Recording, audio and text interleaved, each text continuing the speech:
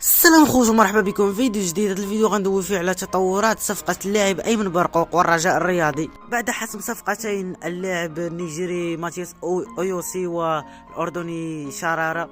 فريق رجاء يسعى لحسم الصفقة الثالثة وهو اللاعب الدولي المغربي أيمن برقوق. أيمن برقوق حاليا لاعب حر بدون نادي. فريق الرجاء في مفاوضات متقدمة وقدروا شبه رسميا اللاعب في الرجاء و99% غادي يجي الرجاء.